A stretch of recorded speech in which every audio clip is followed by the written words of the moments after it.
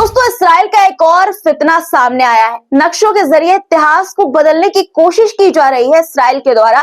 हालांकि इस बार उसकी ये नापाक कोशिश दुनिया के सामने आ गई, लेकिन इस साजिश के पीछे छुपे मंसूबे क्या है, जानेंगे आज के इस वीडियो में। इसके अलावा सऊदी अरब के रेगिस्तानी इलाकों में हरियाली और बड़े शहरों में आई बाढ़ ने दुनिया भर को हैरान कर दिया है। बारिश और बाढ़ के कहर से मक्का और मदीना में रेड अलर्ट हो गया है। ये सब क्लाइमेट चेंज का नतीजा है या सच हो रही है पैगंबर मोहम्मद की कयामत को लेकर की गई भविष्यवाणी? जो हालात इस वक्त सऊदी अरब में है, उसको लेकर क्या भविष्यवाणी की थी पैगंबर मोहम्मद ने, आपको आज के इस वीडियो में बताऊंगी। इसके अलावा दोस्तों, चीन में आए भूकंप की एक भयानक तस्वीर आपको दिखाऊंगी, इसलिए पूरा वीडियो जरूर देखिएगा। और अगर अभी तक आपने चैनल को सब्सक्राइब नहीं किया है तो फटाफट कर लीजिए। दोस्तों, सुबह सुबह आपके लिए खबरें लेकर आई हूं, इसलिए एक लाइक तो बनता है, इसलिए फटाफट लाइक बटन प्रेस कर दीजिए। और जहां से आप हमारा ये वीडियो देख रहे हैं, वहां का नाम अपने नाम के साथ जरूर लिखा करिए। चलिए अब शुरू करते हैं वीडियो। द लाइव टीवी, सच सबसे आगे। आदाब दोस्तों, मेरा नाम है उस्मा खान और आप मुझे द लाइव टीवी पर देख रहे हैं। क्या इसराइल अब इतिहास को भी तोड़ मरोड़ कर पेश करेगा? नक्शों के जरिए इसराइल ने एक नया दांव खेला है दोस्तों। इसराइल ने जॉर्डन, लेबनान और सीरिया के हिस्सों को एक नक्शे में अपना बता दिया और इस इसराइली नक्शे पर पूरी दुनिया में हंगामा मच गया है। प्रेस टीवी की एक रिपोर्ट के मुताबिक जॉर्डन के विदेश मंत्रालय ने इसराइल द्वारा सोशल मीडिया पर जारी किए गए नक्शों की कड़ी निंदा की है, आलोचना की है। इस नक्शे में जॉर्डन, सीरिया, लेबनान और फिलिस्तीन के कब्जे वाले इलाकों को इसराइल का हिस्सा बताया गया है। मैप में दिखाया गया है नक्शे में कि ये सारे देश हैं वो इसराइल का हिस्सा है।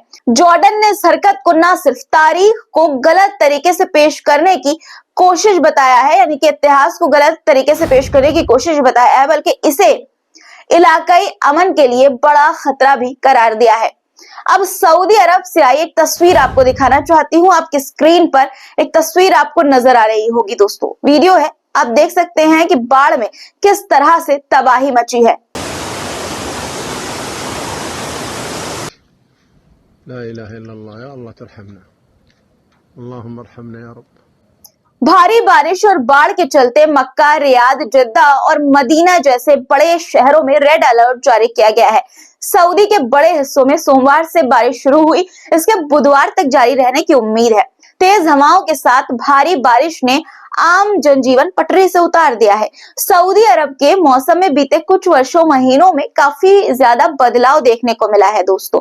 एक तरफ हजारों साल से रेतीली जमीन में हरी हरी घास उग रही है, तो दूसरी ओर बूंदाबांदी को तरसने वाले शहर भारी बारिश और बाढ़ का सामना कर रहे हैं। मौसम वैज्ञानिक इस बदलाव के पीछे जलवायु परिवर्तन यानी कि क्लाइमेट चेंज को मान रहे हैं। वहीं कुछ लोग इसे पैगंबर मोहम्मद की भविष्यवाणी का सच होना मान रहे हैं और कह रहे हैं कि कयामत नजदीक है।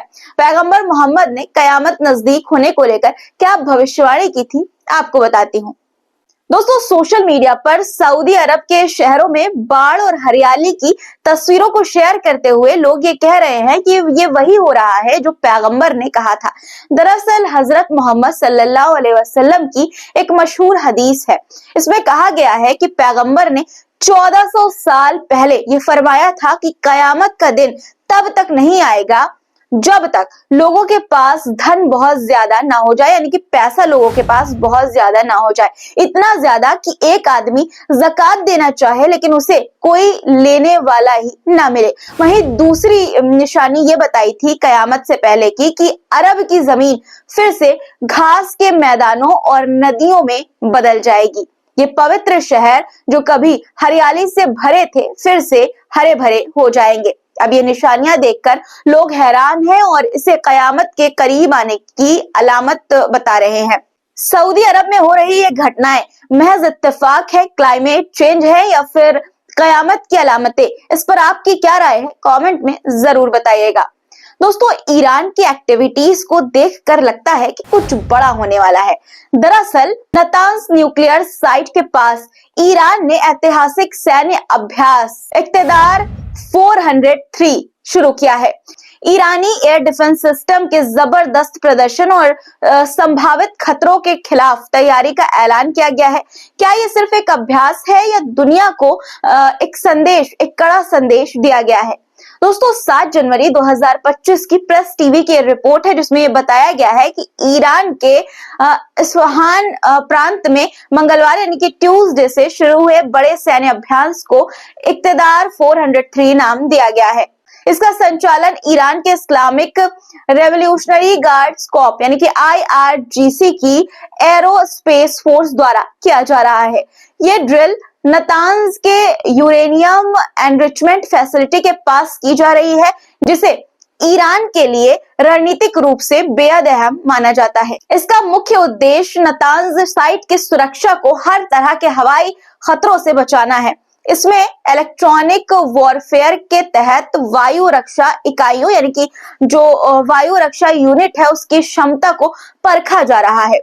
ईरानी सेना नियमित रूप से ऐसे अभ्यास करती रहती है ताकि अपने हथियारों, उपकरणों और युद्धक क्षमता का परीक्षण यानी टेस्ट किया जा सके।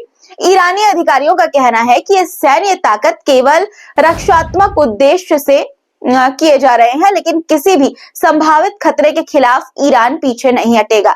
क्या इक्तदार 403 ड्रिल ईरान की सैन्य शक्ति का नया चेहरा है या फिर ये संभावित खतरे का मुकाबला करने की रणनीति का हिस्सा है? इस पर आपकी क्या राय है? कमेंट में जरूर लिखिएगा। दोस्तों, दूसरी तरफ खबर यह है कि अमेरिका के इशारे पर इटली प्रशासन ईरान के उद्योगपतियों को गिरफ्तार कर रही है। क्या इंसाफ के नाम पर किसी बेगुनाह को कैद करना सही है? रोम से मिली रिपोर्ट के मुताबिक एक ईरानी नागरिक को इटली में हिरासत में लिया गया है। बताया जा रहा है कि गिरफ्तारी अमेरिकी सरकार के दबाव में की गई है, लेकिन अब सवाल ये उठाया जा रहा है कि क्या ये कार्रवाई कानून के दायरे में है या फिर ये अंतर्राष्ट्रीय नियमों का सीधा उल्लंघन है? आखिर अमेरिका इस तरह की मनमानी हरकतों से क्या दिखाना चाहता है, क्या साबित करना चाहता है?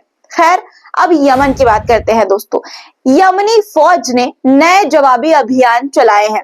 प्रेस टीवी की खबर के मुताबिक यमनी फौज ने एक बड़ा जवाबी हमला किया जिसमें उन्होंने लाल सागर में एक अमेरिकी एयरक्राफ्ट कैरियर और कब्जे वाले क्षेत्रों में इस्राएल के सैन्य ठिकानों को निशाना बनाया। ये कार्रवाई यमन की तरफ से उन हमलों का जवाब है जो फिलिस्तीनी आवाम और मिडिल ईस्ट के बाकी हिस्सों में किए जा रहे हैं। यमन का कहना है कि ये हमले तब तक जारी रहेंगे जब तक गजा पर इस्राएली हमले रुक नहीं जाते और फिलिस्तीन आजाद नहीं होता। अब सीरिया की बात कर लेते हैं। दोस्तों, दमिश्क की सड़कों पर गूंज रही है इस वक्त एक ही आवाज, हमारे सैनिकों की रिहाई दो, हमारे सैनिकों को रिहा करो। दरअसल सीरियाई परिवार हिरासत में लिए गए सैनिकों की रिहाई की मांग कर रहे हैं। सीरिया में सैकड़ों परिवार सैनिकों की रिहाई के लिए प्रदर्शन कर रहे हैं जिन्हें हिरासत में लिया गया है। तस्वीर आप देख सकते हैं कि किस तरह की सामने आई है दमिश्क से। They were innocent and did not fire a single shot at them. He granted them amnesty so they surrendered their weapons there, but when they entered Syria, they were imprisoned. Until now, we know nothing about our sons. We extend our hands to Mr. Ahmad. दोस्तों, अब ऐसा कहा जा रहा है कि आज जो सीरिया के नेता हैं, वो सभी नेता कल के ISIS गुंडे ही हैं। उन्हें बस अब अपने अपराधों को कैमरे पर रिकॉर्ड न करने के लिए ट्रेन किया गया है। ये क्यों कह रही हूँ, क्यों कहा जा रहा है, समझने के लिए आप ये वीडियो देखिए जरा। इस शॉकिंग वीडियो में आप सीरिया के नए ISIS रक्षा मंत्री को सीरिया के एक ईसाई गांव यानी क्रिश्चियन गांव के चर्च में मरियम की मूर्ति को तोड़ते हुए देख सकते हैं। ISIS के अपराधियों को कोई भूल नहीं सकता। निर्दोष लोगों की हत्या, धार्मिक स्थलों की तोड़फोड़ और दहशत फैलाना, यही इनका काम है। खबर यह भी है कि ब्राजील की मानवाधिकार वकील मायरा पिन्हेरो ने इस्राएली सैनिकों के खिलाफ न्याय की लड़ाई जारी रखने का ऐलान किया है। धमकियों के बावजूद उन्होंने साफ ये कह दिया है कि वो ना तो डरेंगी और ना ही पीछे हटेंगी। मायरा का कहना है कि उनकी लड़ाई न केवल फिलिस्तीनी लोगों के अधिकारों के लिए है बल्कि दुनिया के हर उस इंसान के लिए है जो न्याय और इंसाफ चाहता है। अब आपको चीन की एक तस्वीर दिखाना चाहती हूँ, चीन से आई एक तस्वीर दिखाना चाहती हूँ जिसे देखकर आप दंग रह जाएंगे। तस्वीर जो है वो अर्थक्वेक की है। पहले आप ये तस्वीर देखिए, उसके बाद आपको पूरी खबर बताऊंगी डिटेल के साथ, और इस खबर का भारत से भी नाता है। देखिए पहले वीडियो। धरती कांप उठी, आसमान गूंज उठा और चारों तरफ मची अफरा तफरी। नेपाल तिब्बत सीमा पर आए भूकंप ने चीन, भारत, भूटान और बांग्लादेश तक हिलाकर रख दिया। मंगलवार सुबह 9:05 पर लोकल जो समय है उसके मुताबिक नेपाल तिब्बत सीमा पर 7.1 तीव्रता का भूकंप आया। चीन के भूकंप नेटवर्क सेंटर ने इसे 10 किलोमीटर गहराई पर दर्ज किया। चीन से आई शुरुआती रिपोर्ट के मुताबिक अब तक 95 यानी कि 95 लोगों की मौत हो चुकी है और 130 से ज्यादा घायल है। लोगों ने सोशल मीडिया पर वीडियो साझा किए हैं जिसमें गिरती हुई इमारतें, मलबा और मची हुई अफरा तफरी साफ देखी जा सकती है। भारत के एनसीएस के अनुसार पहला झटका सुबह 6:35 पर दर्ज हुआ। इसके बाद 7:02 पर 4.7 तीव्रता का और 7:07 पर 4.9 तीव्रता का झटका महसूस हुआ। ये झटके भारत, भूटान और बांग्लादेश में भी महसूस किए गए। कई हिस्सों में इन देशों के महसूस किए गए। भूकंप के बाद लोग अपने घरों से बाहर निकलकर खुले मैदान की ओर भागे। कई जगहों पर इमारतें ढह गईं और सड़कों पर दरारें आ गईं। आपको बता दूं कि हिमाचल की तलहटी में स्थित तिब्बत के शिगात्से क्षेत्र में 6.8 तीव्रता का भूकंप आया। इस क्षेत्र में 126 यानी कि 126 लोगों की मौत हो गई है और 188 से अधिक घायल हुए हैं, इंजर्ड हुए हैं। भारत के विदेश मंत्रालय के प्रवक्ता रणधीर जायसवाल ने एक्स पर यह लिखा कि भारत की सरकार और जनता इस दुखद घटना में जान माल के नुकसान पर गहरी संवेदनाएं व्यक्त करती है। हमारी प्रार्थनाएं पीड़ितों और उनके परिवारों के साथ है। हालांकि इस संदेश में चीन का कोई उल्लेख, कोई जिक्र नहीं किया गया। गौरतलब है कि चीन हाल ही में तिब्बत का नाम बदलकर शीजांग करने की कोशिश में जुटा हुआ है। भारत के इस संवेदना संदेश में चीन का नाम न लेना कई राजनीतिक मायनों की ओर इशारा करता है। आपकी क्या राय है इस पर कमेंट में जरूर लिखिएगा। दोस्तों आज के लिए फिलहाल इतना ही। वीडियो पर आपकी क्या राय है, मुद्दों पर आपकी क्या राय है, कमेंट में जरूर लिखा करिए। और अभी तक वीडियो देख रहे हैं और लाइक नहीं किया है तो बहुत गलत बात है ये। फटाफट वीडियो को लाइक करिए, चैनल को सब्सक्राइब और शेयर भी वीडियो को जरूर कर दीजिएगा। फिर मुलाकात होगी शाम के वक्त आपसे, तब तक के लिए खुदा हाफिज। द लाइव टीवी, सच सबसे आगे।